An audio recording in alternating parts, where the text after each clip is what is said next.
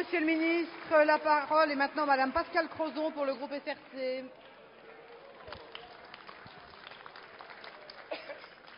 Bien, merci Madame la Présidente. Ma question s'adresse à Monsieur le Premier ministre.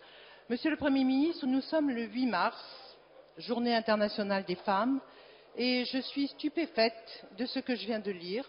Monsieur Sarkozy s'interroge sur l'utilité de cette journée. Alors, Monsieur le Premier ministre, je vous pose la première question. Faut-il, en 2012, faut-il supprimer cette journée? Bien, je vais évoquer le problème des retraites des femmes et je voudrais rappeler, Monsieur le Premier ministre, que vous avez fait voter en France pour les femmes la retraite à 67 ans.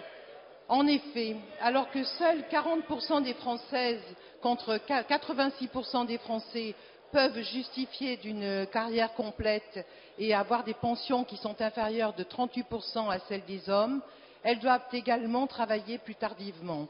Pour ne pas subir de décote, une Française sur 3 doit aujourd'hui attendre l'âge de 65 ans et demain 67 ans grâce à la loi Woerth. Cela ne concerne, à titre de comparaison, qu'un homme sur 20.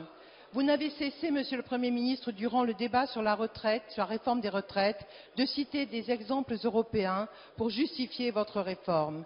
Mais vous avez refusé de voir que tous les pays qui ont reculé l'âge de la retraite l'ont également accompagné de mesures visant à réduire les inégalités entre les hommes et les femmes.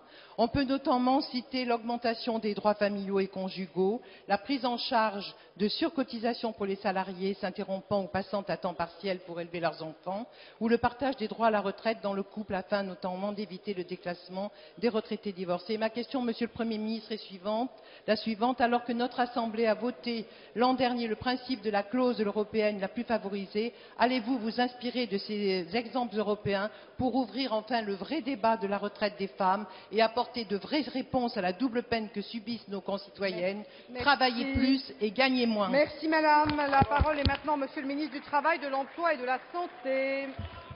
Merci Madame la Présidente, Mesdames et Messieurs les députés, Madame la députée. Quand allez-vous vous inspirer de l'exemple des socialistes européens qui, en matière de retraite, ont le courage d'engager les réformes nécessaires? Quand aurez-vous l'occasion de sortir d'un positionnement très franco-français concernant les socialistes, où jamais vous n'avez accompagné la moindre réforme des retraites? Est-ce que cela vous est interdit? Je ne le sais pas. Mais on peut légitimement se poser la question.